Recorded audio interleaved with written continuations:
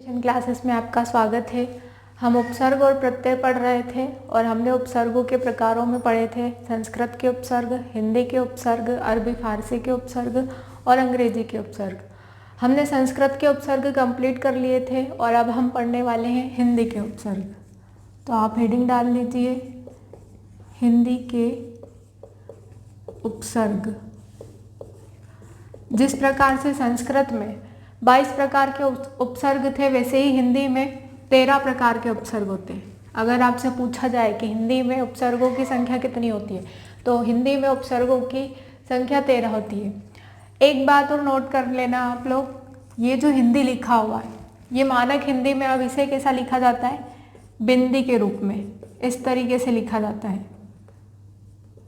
अब ऐसा लिखा जाने लगा है हिंदी को, अब इस तरीके से नहीं लिखा जाने लगा है। तो आप चाहे तो अभी तो ऐसे लिख लीजिए, ऐसे ही लिख लीजिए हिंदी। तो हिंदी के उपसर्ग हैं 13। कौन कौन से होते हैं? तो पहला है अ, अन, कु, दु, नी, औ, भर, सु, अध, उन, पर, बिन।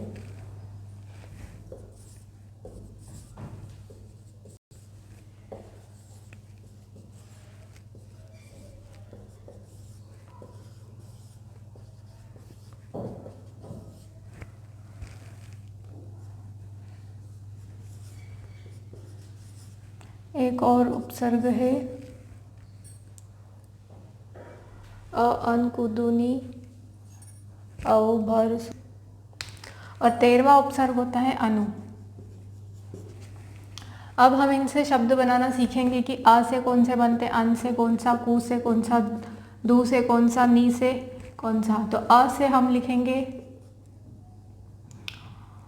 अ से अज्ञान और असंभव। ऐसे ही अन से लिखेंगे अनजान और अनपढ़। कु से लिखेंगे कुमार्ग,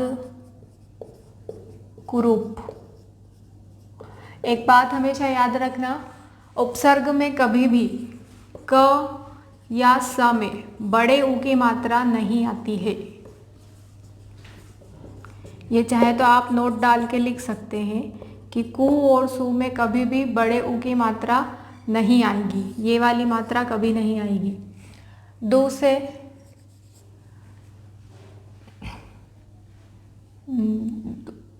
दुष्कर और दुष्कर नहीं आएगा।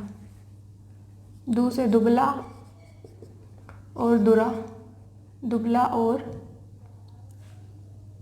दु से दुबला और दुलारा। नी से निकम्मा, निगोड़ा। औ से औजार और औकात। भर से भरपेट, भरमार। और भी कई सारे शब्द होते हैं, आप बना सकते हैं। ये केवल एग्जाम्पल के लिए है, उदाहरण के लिए मैंने आपको ये सारी चीज़ें लिखवाई है। सु से सुंदर और स्वागत। अब आप सोचेंगे कि स्वागत इसमें कैसे आएगा? तो जब हम स्वागत को विच्छेद करते हैं तो सु, धन, आगत आता है और यहाँ पर सु आ रहा है, इसीलिए ये सु उपसर्ग आ गया यहाँ पर। अध से अधमरा और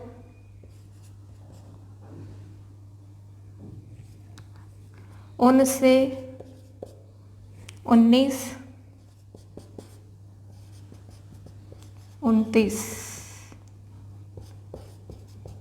जितने भी गिनती आएगी उनसे 19, 29, 39, ये सारी इसी में आएगी। उसके बाद पर से परमार,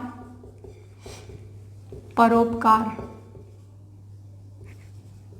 परोपकार का भी आप विच्छेद करेंगे तो पर, धन उपकार आएगा, इसीलिए इसमें पर उपसर्ग आ गया। बिन से बिन समझे और बिन जाने,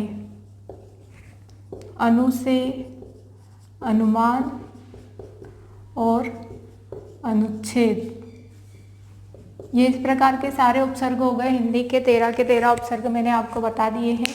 और इसी टाइप से आपसे पूछ सकते हैं कि कितने उपसर्ग होते हैं हिंदी में, संस्कृत में कितने उपसर्ग होते हैं, अरबी फारसी में कितने उपसर्ग होते हैं।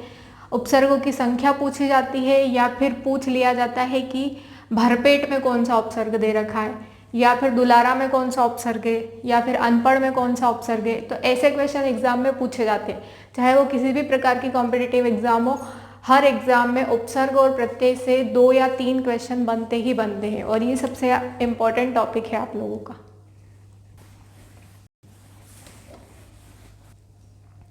हिंदी के उपसर्गों के बाद बात आती है अरबी और फारसी के उपसर्ग की।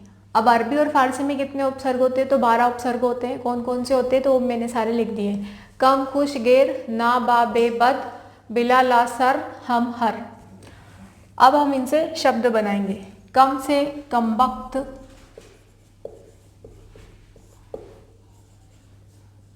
कम खुश, खुश से खुश मिजाज,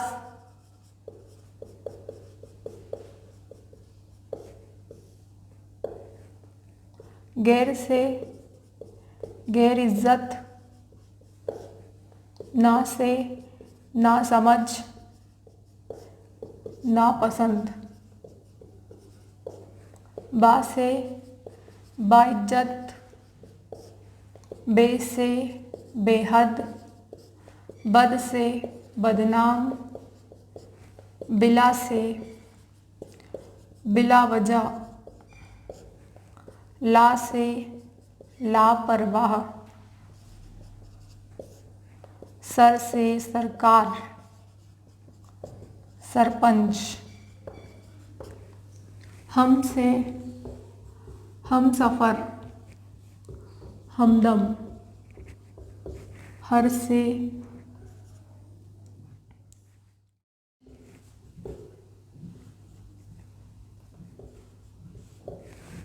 ये इतने प्रकार के सारे उपसर्ग हो गए अरबी और फारसी के। और ये सारे शब्द हैं, इस प्रकार के शब्दों से आप समझ सकते हैं कि उपसर्ग कैसे होते हैं। जैसे कि यहाँ पर बिला लिखा है, तो बिला इसमें उपसर्ग है। आपको ये याद रखने पड़ेंगे कि कौन कौन से शब्द उपसर्ग के अंतर्गत आते हैं। अरबी और फारसी उपसर्ग के अंतर्गत आते हैं, तो आपको ये याद रखने पड़ेंगे। कम, खुश, गेर, ना, बा, बे, बद, बिला, ला, सर, हम, हर। इसके बाद हम बात करते हैं अंग्रेजी के उपसर्गों की।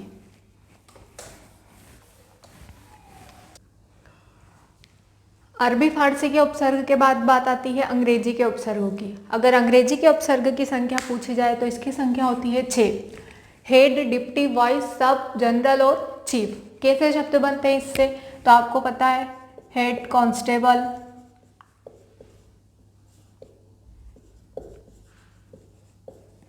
Head quarter,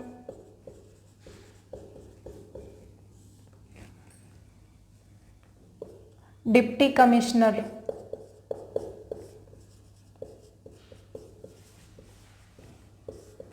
voice, sub inspector,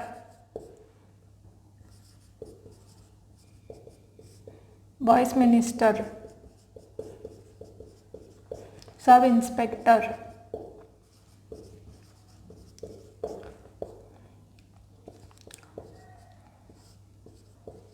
general minister